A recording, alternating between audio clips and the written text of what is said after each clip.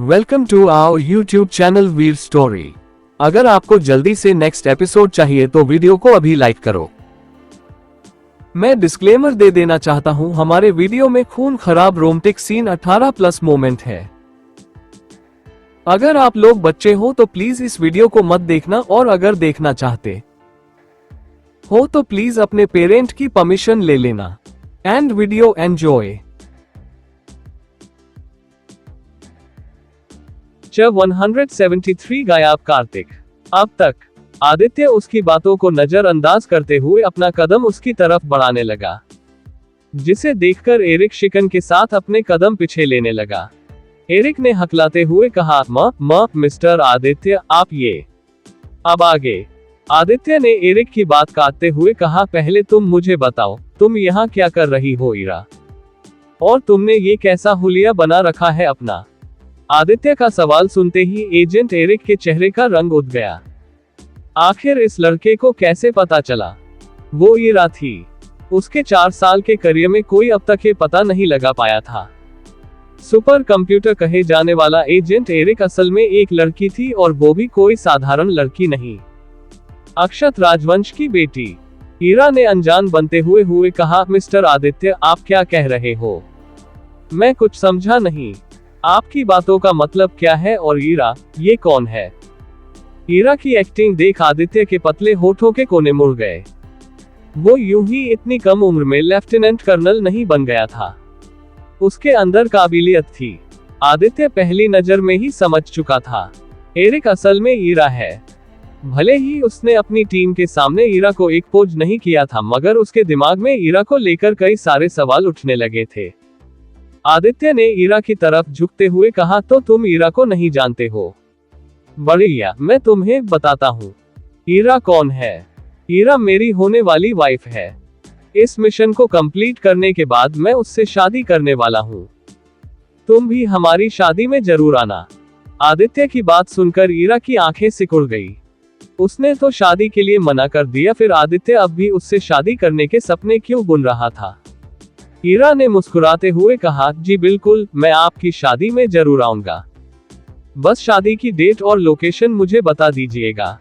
ईरा की बातें सुनकर आदित्य एकदम से ठहाका मारकर हंसने लगा।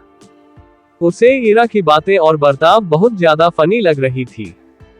एक पोज होने के बाद भी ये लड़की इतनी सफाई से झूठ बोल रही थी। आदित्य को हंसता देख एक पल के लिए ईरा उसकी हंसी में ही खो गई।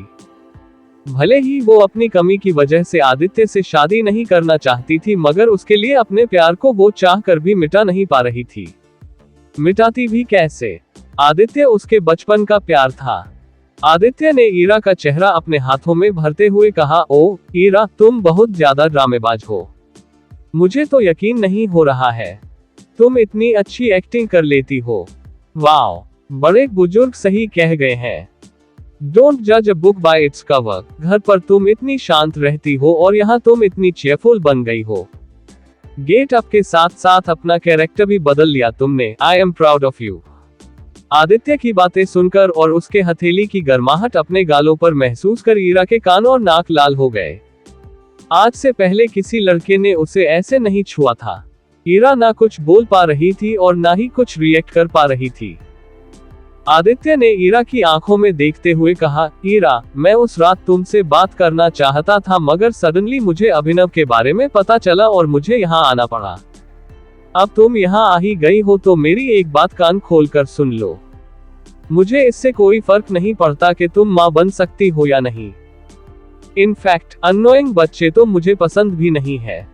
नहीं चाहिए मुझे बच्चे, मुझे बस तुम चाहिए हो। वापस चलने के बाद हम शादी करेंगे। आदित्य की बात सुनकर ईरा की हॉट बीट बढ़ गई। ना चाहते हुए भी उसकी आंखें हल्की नम होने लगी थी। वैसे तो ईरा जानती थी आदित्य बहुत अच्छा लड़का था, मगर उसे ये नहीं लगा था उसकी खामियों के बारे में जानने के बाद भी आदित्य उससे शादी करना चाहेगा। आफ्टर ऑल, हाई सोसाइटी के लड़कों के लिए अपना वारिश, अपना सक्सेसर बहुत मैटर करता था। ईरा ने धीमे स्वर में पूछा, तुम्हें इस बारे में कैसे पता चला? ईरा की असली आवाज सुनकर आदित्य ने गहरी सांस छोड़ी। ईरा जब भी अपना गेट अप चेंज करती थी, तब वो अपने वेशभूषा के साथ साथ अपनी आवाज भी बदल लिया करती थी।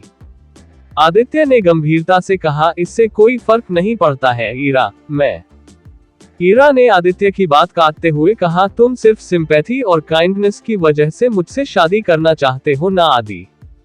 मुझे तुम्हारी काइंडनेस और सिंपैथी की जरूरत नहीं है। दूर रहा करो मुझसे। मैं अकेले खुश हूँ। मुझे तुमसे शादी नहीं करनी। ईरा की बात सुनकर आदित्य के माथे पर काली धारियां उभर आई। हालांकि कहीं ना कहीं आदित्य जानता था ईरा की बातें सच हैं। फिलहाल के लिए तो हाँ, आदित्य सिर्फ ईरा का गिल्ट दूर करने के लिए उससे शादी करना चाहता था। आगे का कहा नहीं जा सकता था। ईरा आदित्य का हाथ हटाते हुए वहां से जाने लगी। दरवाजे तक पहुंचते ही ईरा अचानक रुक गई। आदित्य की तरफ पलटे बगैर ईरा ने कहा, आदि प्लीज अंकल को इस बारे में मत बताना। मैं नहीं चाहती उन्हें पता चले। एजेंट एरिक मैं ही हूँ। ईरा ने असल में कार्तिक की वजह से ही लड़का बनकर इंटेलिजेंस एजेंसी ज्वाइन किया था। कार्तिक ने हमेशा से ही ईरा को डेलिकेट प्रिंसेस ट्रीटमेंट दिया था। इसीलिए ईरा को लगता था कार्तिक कभी भी उसके इस प्रोफेशन के लिए राजी नहीं होगा, जहां हर कदम खतरा ही खतरा हो। आदित्य ने कहा, ईरा क्या तुम्हें सच में लगता है डैड को तुम्हारे बारे पता नहीं होगा? जब मैं एक नजर में ही तुम्हें पहचान गया तो तुम्हें क्या लगता है डैड को तुम्हारे बारे में पता नहीं होगा? अगर तुम्हें ऐसा लगता है तो तुम बहुत बड़ी गलतफहमी में जी रही हो। आदित्य की बात सुनकर ईरा के माथे पर परेशानी की लकीरें उभर आई।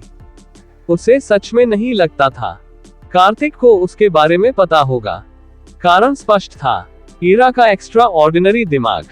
उसने अपने इस प्रोफेशन को बहुत अच्छे से छिपा कर रखा था। कार्तिक को भला इस बारे में कैसे पता हो सकता था? आदित्य ने उसके करीब आते हुए कहा, चिंता मत करो। डैड को तुम जैसा समझती हो वो वैसे नहीं है। भले ही वो तुम्हें प्रिंसेस ट्रीटमेंट क्यों ना दे, मगर वो तुम्हें कभी भी डेलिकेट प्रिंसेस नहीं समझेंगे। तुम जो करना चाहो वो कर सकती हो। डैड उन लोगों में से नहीं है जो खतरे की वजह से अपने बच्चों को घर में छिप जाने को कहे। रॉकवेव सिटी। बेला अपने लैब में मिसाइल सिस्टम पर काम कर रही थी। उसके अलावा लैब में और कोई नहीं था। बेला ने खुद ही सबको वहां से भेज दिया था। वो आज अकेले काम करना चाहती थी। अचानक दरवाजे पर नॉक हुआ, जिसने बेला का ध्यान अपनी तरफ आकृष्ट कर लिया। बेला ने पेन अपने कान के ऊपर अटकाते हुए दरवाजे की तरफ देखा, जहां तन्मय खड़ा था। तन्मय को देखते ही बेला की आईब्रोज सिकुड़कर आपस में जुड़ गई। उसने एक्सपेक्ट नहीं किया था तन्मय इतनी जल्दी वापस आ जाएगा। बेला ने पूछा, तन्मय तुम यहाँ क्या कर रहे हो? तुम तो कार्तिक के साथ गए थे ना? कार्तिक वापस आ गया क्या? बेला के सवाल पर तन्मय ने कहा, नहीं मैडम, चेयरमैन वापस नहीं आए हैं। उन्होंने हम सबको वापस भेज दिया। वो खुद तो वही है। तन्मय का जवाब सुनकर बेला की हैरानी परेशान हो गई। तन्मय कार्तिक का लेफ्ट हैंड मैन था। कार्तिक उसके बगैर किसी भी ट्रिप पर नहीं जाता था। तन्मय ना सही तो कार्तिक कम से कम अपने राइट हैंड मैन यानी रॉकी को अपने साथ जरूर ले जाता था, मगर इस बार रॉकी उसके साथ नहीं गया था और तन्मय को भी उसने वापस भेज दिया था। बेला ने पूछा, क्या कह रहे हो तुम तन्मय? सबको वापस भेज दिया से तुम्हारा क्या मतलब है, और कार्तिक कहाँ है? बेला के सवाल पर तन्मय ने चिंतित भाव के साथ कहा, मैडम चेयरमैन तिब्बत में है। हमने उनके इंस्ट्रक्शन के मुताबिक उन्हें एक आश्रम में ड्रॉप किया, जिसके बाद चेयरमैन ने हम सबको वापस जाने को कहा। मैंने चेयरमैन से वजह पूछने की कोशिश की, मगर उन्होंने कुछ नहीं बताया। यहाँ तक कि एक गार्ड तक को उन्होंने अपने साथ नहीं रखा। मैडम, सबको वापस भेज दिया उन्होंने। मैं यही आपको बताने यहाँ आया हूँ। मुझे चेयरमैन की बहुत फिक्र हो रही है। अगर कैनिबल ट्राइब वालों को इस बारे में पता चला तो खतरा चेयरमैन के जान पर भी आ सकती है। वो लोग इतना सुनहरा मौका कभी नहीं छोड़ेंगे। तन्मय की बात सुनकर बेला बेचैनी में अपना माथा मसलते लगी। हालांकि ऐसा नहीं था। बेला को कार्तिक के काबिलियत पर डाउट था। वो जानती थी कार्तिक कितना काबिल था, मगर ऐसे उसका अकेले कहीं रहना सच में खतरे से खाली नहीं था। भले ही कार्तिक काबिल था, मगर वो एक इंसान था। एक साथ 100-200 लोगों के साथ वो डील नहीं कर सकता था। बेला ने कहा, तिब्बत में विंग वॉरियर्स को एक्टिव कर दो। कहो उन सबको आश्रम जाकर वहां की प्रोटेक्शन का ख्याल रखने के लिए, और तुम उस आश्रम के बारे में पता करो।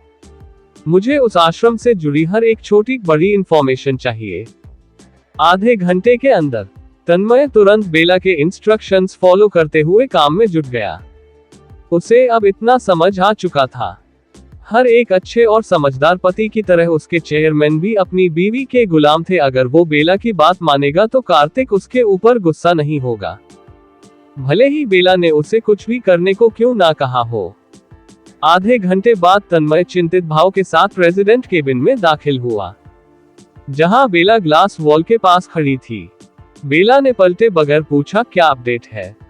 तन्मय ने अपनी पूरी हिम्मत बटोर कर कहा, मैडम वो आश्रम अब वहां नहीं है, और ना ही उसका कोई बैकग्राउंड है। मैंने अच्छे से इन्वेस्टिगेशन करवाई है।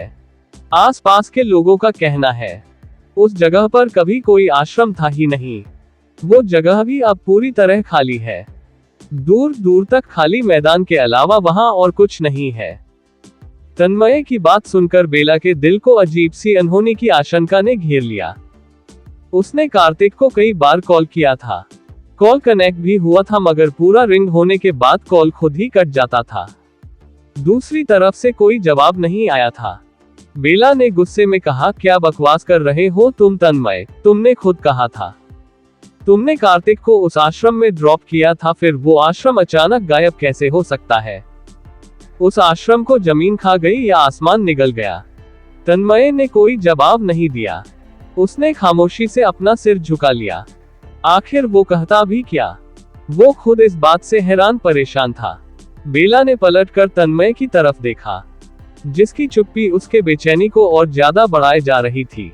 जब कार्तिक जा रहा था उसी वक्त बेला को कुछ गलत लग रहा था। हालांकि उस वक्त उसने उस पर ध्यान नहीं दिया था, मगर अब उसके इंट्यूशन सही साबित होते हुए प्रतीत हो रहे थे।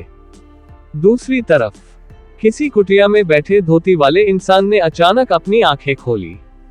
रोहित उसके ठीक सामने सर झुकाए खड़ा था। धोती वाले आदमी ने कहा, मैंने कहा था ना, एकांत में कोई मुझे डिस्टर्ब नहीं करेगा। फिर तुम यहाँ क्यों आए हो? कुछ ज्यादा ही हिम्मत आ गई है तुम्हारे अंदर। रोहित तुरंत ना में सिर हिलाते हुए बोला, नहीं डैड, एक बहुत जरूरी बात थी, इसीलिए मुझे यहाँ आना पड़ा। कार्तिक अचानक कहीं गायब हो गया है। आज सुबह वो तिब्बत के लिए निकला था। तिब्बत के किसी आश्रम में जाने के बाद वो अचानक गायब हो गया। सिर्फ वही नहीं, वो पूरा का पूरा आश्रम ही उस जगह से गायब है। डैड, गायब होने से पहले अपने सभी सबॉर्डिनेट्स को भी उसने वापस रॉकवेव भेज दिया था। रोहित की बात सुनकर धोती वाले आदमी की आंखें दिलचस्पी के साथ सिकुड़ गई। रोहित कोई साधारण इंसान था, वो धोती वाले आदमी का बेटा था। जाहिर था उसके अंदर कुछ खास शक्तियां थी। उसे चकमा देना बच्चों का खेल नहीं था। धोती वाले आदमी ने रोहित को कार्तिक पर नजर रखने को कहा था। रोहित कार्तिक की हर एक एक्टिविटी पर नजर रखता भी था, मगर जब कार्तिक उस आश्रम के साथ गायब हुआ था उस वक्त पता नहीं उसके साथ क्या हुआ था कि वो समझ नहीं पाया था आश्रम उसके आंखों के सामने से कैसे गायब हुआ। धोती वाले आदमी ने आराम से पूछा, जब वह आश्रम गायब हुआ तब तुम कहाँ थे? रोहित जवाब में बोला, डैड, मैं उस आश्रम के बाहर ही था, मगर पता नहीं कैसे वो आश्रम मेरे आंखों के सामने से ओझल हो गया। रोहित की बात सुनकर धोती वाले आदमी के होठों के कोने मुड़ गए, जिसमें तिरस्कार स्पष्ट रूप से नजर आ रहा था।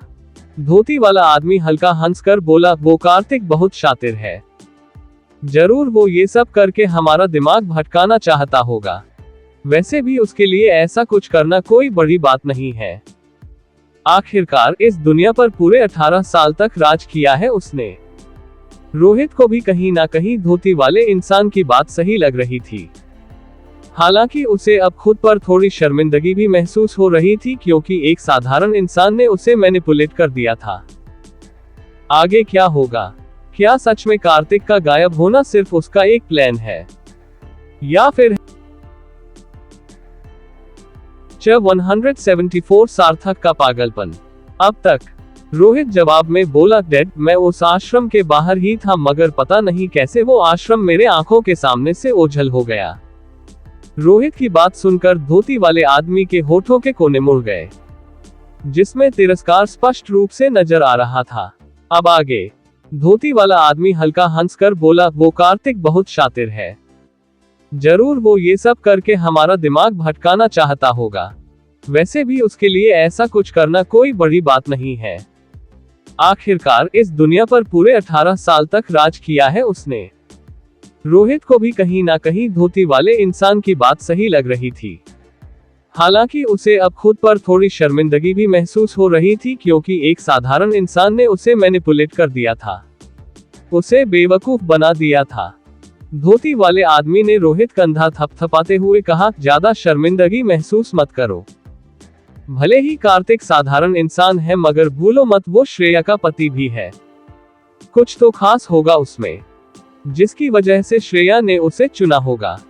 धोती वाले आदमी की बात सुनकर रोहित ने हल्का सिर हिला दिया। भले ही उसकी नजरों में कार्तिक की कोई अहमियत नहीं थी मगर बेला, वो खास थी, वो बहुत ज्यादा खास थी। उससे जुड़े लोगों का खास होना कोई बड़ी बात नहीं थी। रॉकवेव सिटी। दोपहर को चार्ली प्रेसिडेंट केबिन में आया। बेला हैरानी परेशानी में इधर उधर चक्कर काट रही थी। उसने रॉकवेव की फील्ड आर्मी से लेकर साइबर एक्सपर्ट्स तक का यूज कर लिया, किंतु कार्तिक के बारे में कोई कुछ पता नहीं लगा पाया था। अचानक ऐसा लगने लगा था कार्तिक पृथ्वी से ही गायब हो गया हो। चार्ली ने कहा, सिस्टर बेला काम डाउन, चेयरमैन कोई बच्चे नहीं है, वो जहां भी होंगे सुरक्षित होंगे। अगर वो कहीं गए हैं तो कुछ सोच समझ कर हो गए होंगे। आप कुछ ज्यादा ही सोच रही हो। चार्ली की बात सुनकर बेला के कदम रुक गए। उसने सर उठाकर चार्ली की तरफ देखा, जो अपना दोनों हाथ पैंट के पॉकेट में डाले उसे ही देख रहा था। बेला जानती थी चार्ली सच कह रहा था। कार्तिक कुछ सोच समझकर ही कहीं गया होगा, मगर उसके दिल की बेचैनी का क्या। जब से बेला को आश्रम और कार्तिक के गायब होने के बारे में पता चला था, तब से ही उसके दिल में उथल पुथल शुरू हो गई थी। उसका कंपोजर नष्ट हो चुका था और वो अंदर से पूरी तरह विचलित हो चुकी थी। बेला ने पूछा, चार्ली क्या तुमने खुद से उस आश्रम के बारे में पता किया? सिस्टर बेला, उस जगह पर सच में कुछ नहीं है। इनफैक्ट मुझे तो लगता है ये सब चेयरमैन का ही किया धरा है। उस आदमी के दिमाग में जरूर कुछ चल रहा है, चार्ली ने अनुमान लगाते हुए कहा। बेला उसकी बातें सुनकर अपनी चेयर पर बैठ गई। लग तो उसे भी कुछ ऐसा ही रहा था।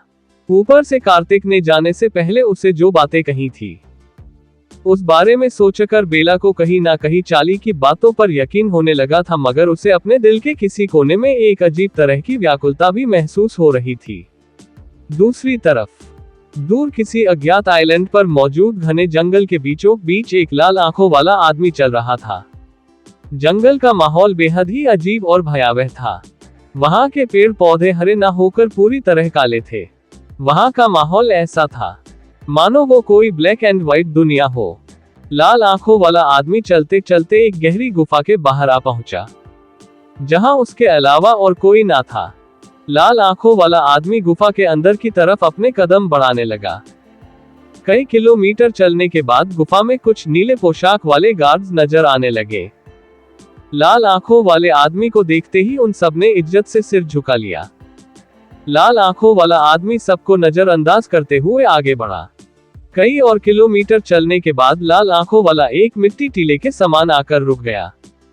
जमीन पर घुटना टेकते हुए लाल आंखों वाला आदमी सिर झुकाकर बोला, मेरे मालिक, आपके सेवक को आपकी प्रतीक्षा है। क्या आप आज भी बाहर नहीं आएंगे? गुफा में उसकी विनती गूंजी मगर कोई जवाब नहीं आया। तकरीबन 5 मिनट बाद अचानक मिट्टी के टीले में क्रैक पड़ने लगा, जिसे देखकर लाल आंखों वाले आदमी की आंखों में नीली चमक आ गई।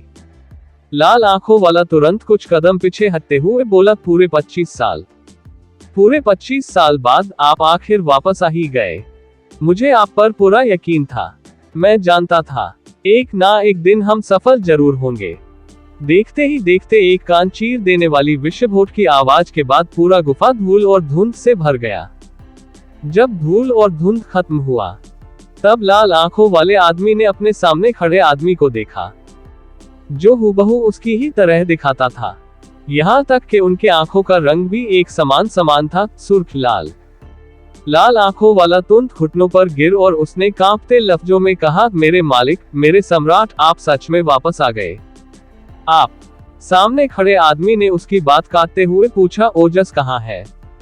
वो तुम्हारे साथ नहीं आया। ओजस वही इंसान था जिसे उस रात सूर्यांश ने बालकनी में जला दिया था। लाल आंखों वाले आदमी ने कहा, मेरे मालिक, ओजस मारा गया। कुछ दिनों पहले ही किसी ने उसकी हत्या कर दी।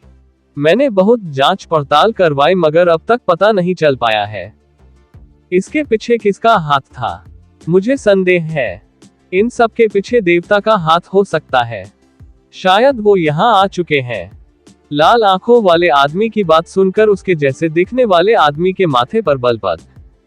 उसने कुछ पल तक लाल आंखों वाले आदमी को देखा और फिर इशारे से उसे अपना हाथ अपनी तरफ बढ़ाने को कहा।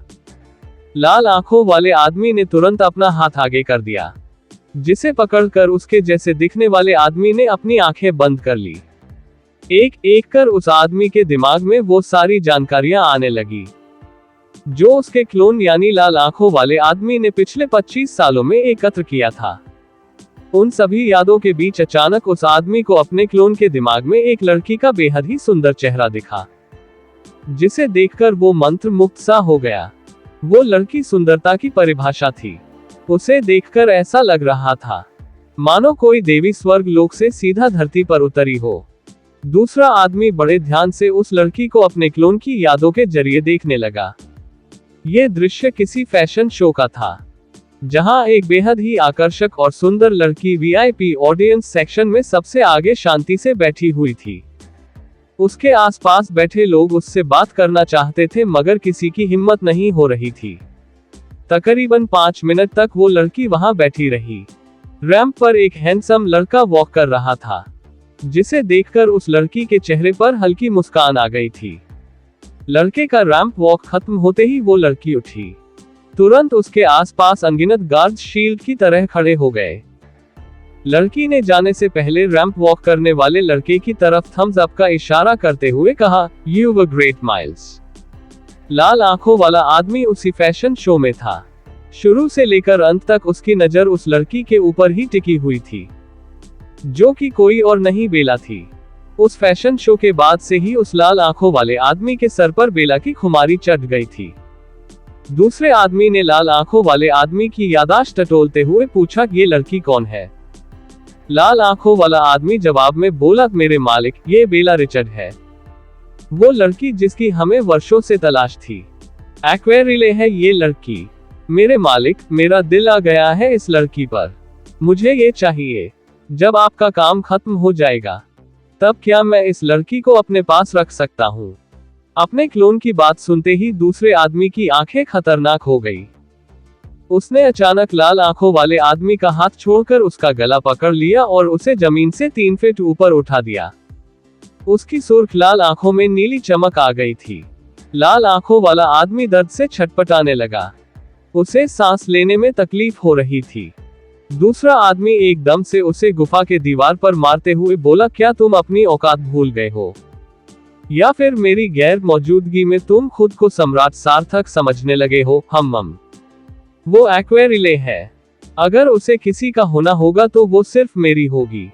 तुम्हारी हिम्मत कैसे हुई उसके सपने बुनने की? औकात से बड़े सपना नहीं देखते। तुम सिर्फ एक क्लोन हो, मेरी कठपुतली हो तुम।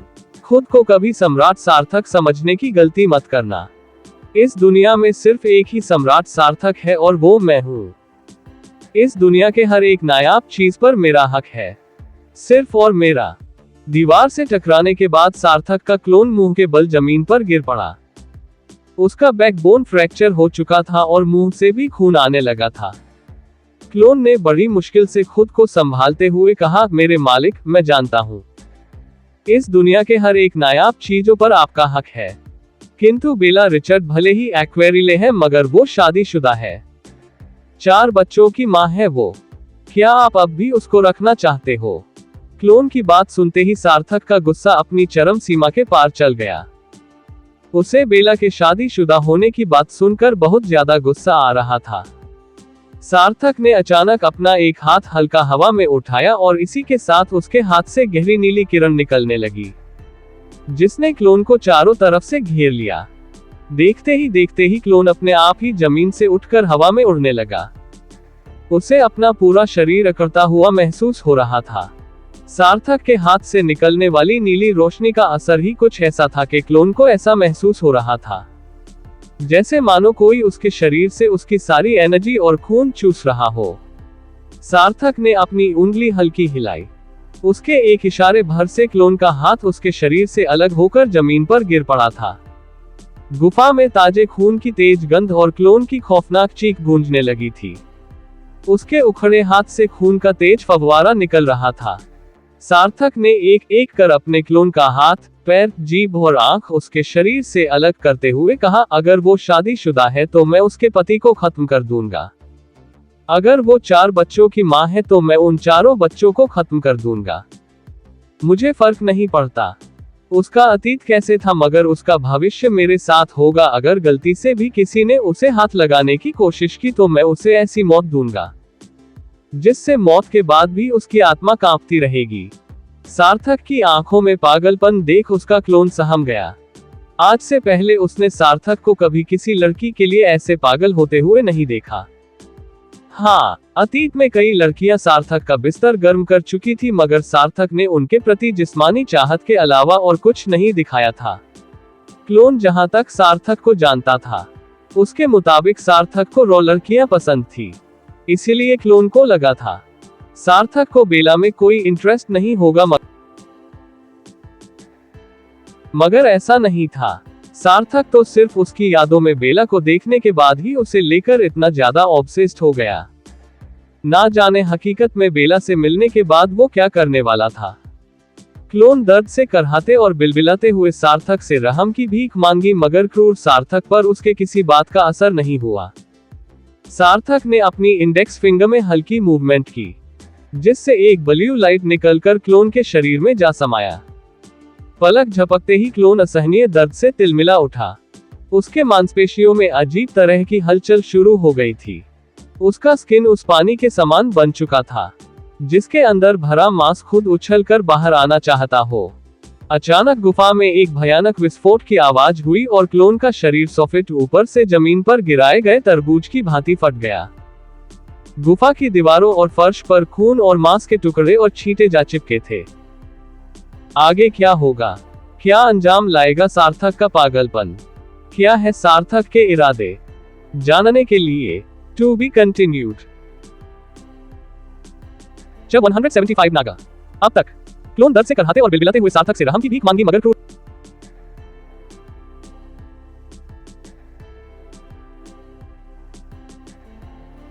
जब 175 नागा।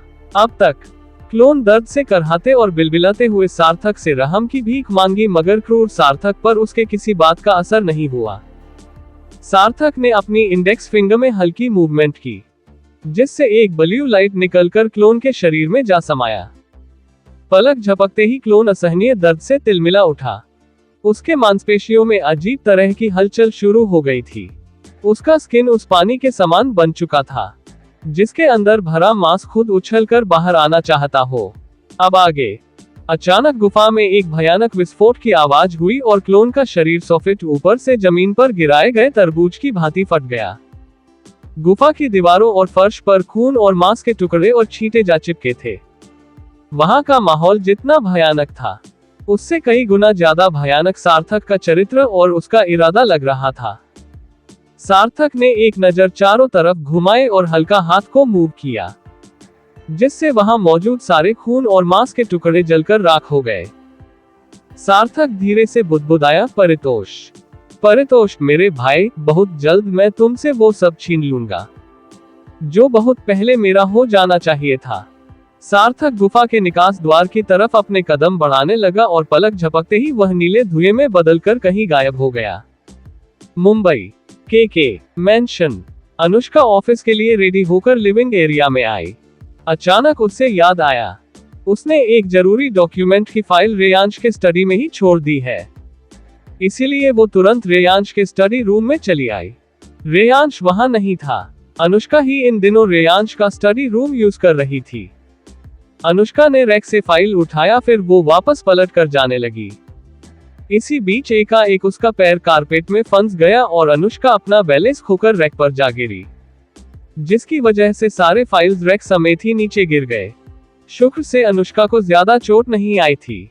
हालांकि पूरे स्टडी रूम में चारों तरफ फाइल्स और डॉक्यूमेंट्स बिखर गए थे। अनुष्का ने खुद को बैलेंस किया, फिर वो जल्दीबाजी में सारे फाइल्स समेटने लगी। रैक का एक लॉकर भी रैक गिरने की वजह से टूट गया था और उसके अंदर मौजूद फाइल्स भी चारों तरफ बिखर गई थी। साउंड इंसुलेशन अच्छा होने की वजह से बाहर किसी को रैक गिरने की कोई आवाज सुनाई नहीं दी थी। अनुष्का ने सारे फाइल्स समेटकर टेबल पर रखे और फिर उसकी नजर लॉकर के अंदर से निकले फाइल पर गई। अनुष्का फाइल उठाने को हुई, तभी उसकी नजर फाइल के अंदर से निकले डॉक्यूमेंट की हेडलाइन पर गई।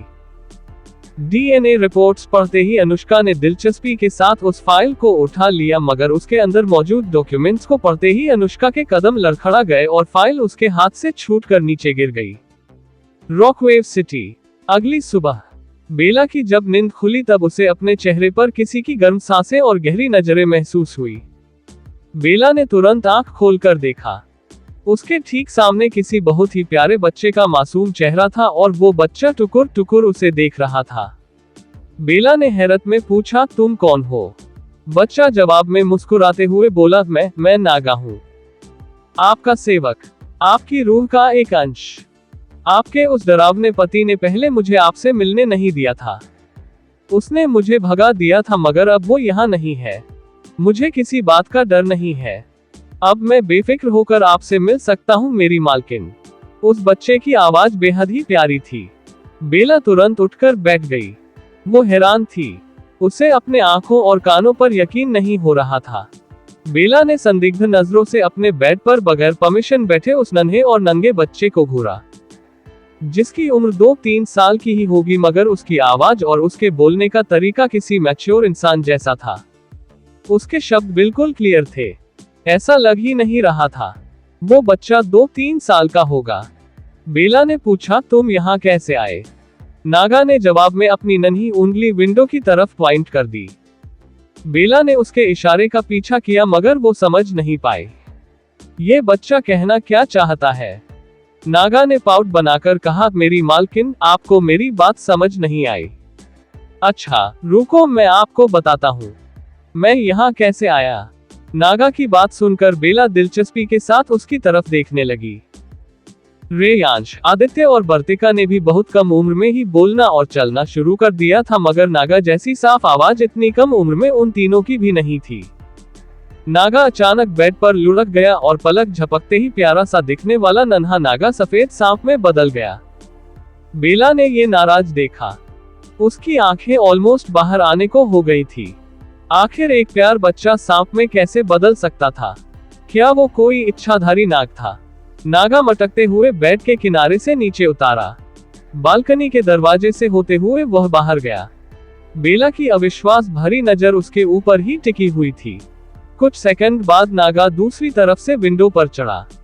वो विंडो के जरिए रेंगते हुए कमरे के अंदर आया और दोबारा बेला के बेड पर चढ़कर उस प्यारे से बच्चे में बदल गया, जो आलथी पालथी मारकर मासूमियत से बेला को देख रहा था। बेला को 2 मिनट लगा अपना कंपोजर गेन करने में। साम्राज्य से आने के बाद और ड्रैगन्स को देखने के बाद ऐसी बहुत कम चीजें थी जो बेला को ज्यादा वक्त के लिए हैरान कर सके। नागा उन्हीं चीजों में से एक था। बेला को उससे कोई खतरा तो महसूस नहीं हो रहा था, मगर नागा की हरकतें उसका दिमाग हिला देने के लिए काफी थी। बेला ने कहा, तो तुम ऐसे मेरे बेडरूम में आए हो, चोरों की तरह छिपकर? नागा मासूमियत से जवाब में बोला, मेरी मालकिन, मेरे पास कोई दूसरा रास्ता नहीं था। मुझे मजबूरन ये रास्ता अपनाना पड़ा, मगर नागा चोर नहीं है। मैं ऐसे काम नहीं करता। अगर यकीन ना हो तो अपनी अंतर आत्मा से पूछ लीजिए, आपको सच का पता चल जाएगा। वो तो मुझे लगा कहीं आपका पति फिर से वापस ना आ जाए, इसीलिए मैं ऐसे चोरी छिपे यहाँ आया। दोबारा नागा के मुंह से कार्तिक का जिक्र सुनकर बेला की आंखें सिकुड़ गई। वो समझ नहीं पा रही थी नागा बार बार कार्तिक को ब्लेम क्यों कर रहा है और वो कार्तिक का जिक्र करते वक्त इतना डरा सहमा क्यों था? बेला ने पूछा, क्या तुम कार्तिक को जानते हो और क्या कार्तिक तुम्हें जानता है? बेला के सवाल पर नागा पाउट बनाकर सहमे हुए स्वर में बोला, था मेरी मालकिन, आप उस इंसान से दूर ही रहिएगा। वो शैतान है। उसने जानबूझकर मुझे आपसे मिलने नहीं दिया। जब भी मैं आपसे मिलने की कोशिश करता, तब वो आदमी मुझे डरा कर भगा देता था। वो बहुत खतरनाक है। आपको उससे दूर रहना चाहिए, वरना अगर देवता को इस बारे में पता चला तो वो आपको क्षमा नहीं करेंगे। नहीं, हम देवता को इस बारे में पता नहीं चलने दे सकते हैं। आपके पति की सच्चाई हमें देवता से छुपानी होगी। नागा की बात सुनकर बेला ने कंफ्यूजन में पूछा, देवता? अब ये कौन है? तुम किसकी बात कर रहे हो? और कार्तिक के किस सच्चाई की बात कर रहे हो तुम? बेला का सवाल सुनकर नागा ने अफसोस के साथ बड़े ही प्यार ढंग से अपने सर पर हाथ रख लिया। वो कैसे भूल गया था? उसकी मालकिन को अपने सृजन और देवता के बारे में कुछ नहीं पता था। नागा ने कहा, मेरी मालकिन, देवभूमि के सम्राट को हम देवता कहते हैं। देवभूमि वो जगह है जहां हम सब वर्षों पहले रहा करते थे, जहां से हमारा मूल है। वर्षों पहले देवगढ़ और कालकूप में एक भयंकर युद्ध छिड़ा था, जिससे हमें बचाने के लिए देवता ने हम सबको यहाँ इस धरती पर भेजा दिया था। मगर मैंने आत्मनगर में सुना था देवता जल्दी ही हम सबको लेने वापस आ रहे हैं। हम सब जल्दी ही घर वापस जाएंगे। नागा की बातें सुनकर बेला गहरी सोच में डूब गई। वैसे तो बेला नागा के बातों पर यकीन नहीं करती, मगर नागा की एबिलिटीज देखने के बाद बेला इतना तो समझ चुकी थी। उसके सामने बैठा नन्हा और नंगा बच्चा असल में कोई साधारण बच्चा नहीं है। भले ही आम लोगों को नागा का बच्चे से सांप में बदल जाना बुरी तरह देता, मगर बेला ने अपनी जिंदगी में ऑलरेडी बहुत एबनॉर्मल चीजें देख रखी थी। नागा के करतबों ने बेला को हैरान जरूर करा था, किंतु बेला के लिए नागा के अस्तित्व पर विश्वास करना उतना भी मुश्किल नहीं थी। ऊपर से बेला ने कल रात ही प्रकृति का सार बुक में देवभूमि और कालकूप के बारे में थोड़ा बहुत पढ़ा था। बेला ने गहरी नजरों से नागा को देखा, जो डिंपल वाली क्यूट मुस्कान के साथ अपनी नीली आंखें टिमटिमाते हुए उसे देख रहा था।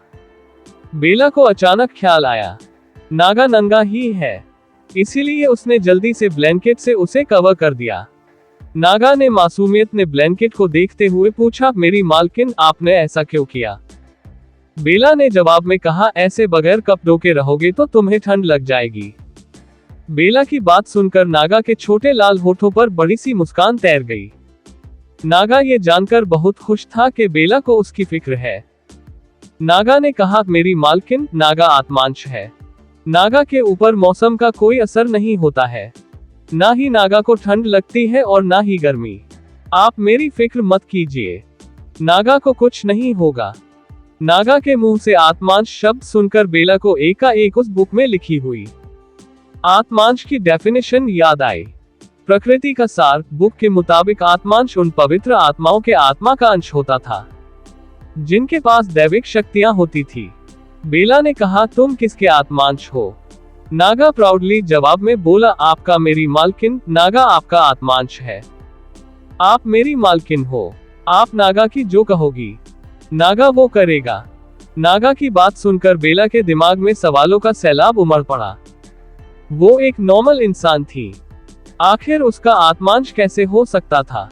बेला ने पूछा, अच्छा तो तुम मेरे आत्मांश और एक इच्छाधारी नाग हो?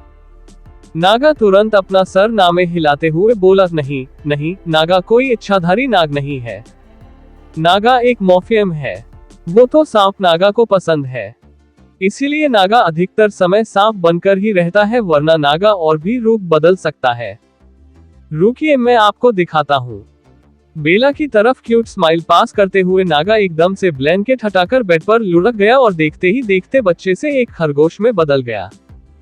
ऐसे ही नागा खरगोश से काले सांप में बदल गया, फिर शेर में बदल गया, फिर पक्षी में बदल गया, और ऐसे ही नागा अपने अनगिनत रूप बदल बदल कर बेला को दिखाने लगा। बेला खामोशी से नागा को तरह तरह के जानवरों में बदलकर अपने बेड पर लोटपोट होते हुए देख रही थी। ऊपर से वो बेहद ही शांत थी, मगर दिमाग में उसकी अनगिनत बातें चल रही थी। तकरीबन 10 मिनट बाद नागा दोबारा एक प्यारे बच्चे में बदलकर बेला को देखने लगा।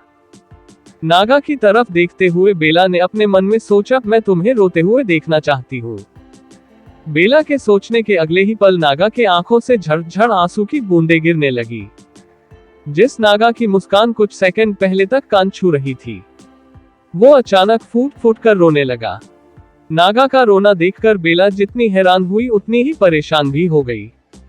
बेला ने उस बुक में पढ़ा था, किसी पवित्र आत्मा का आत्मांश उसके सोच के मुताबिक चलता है।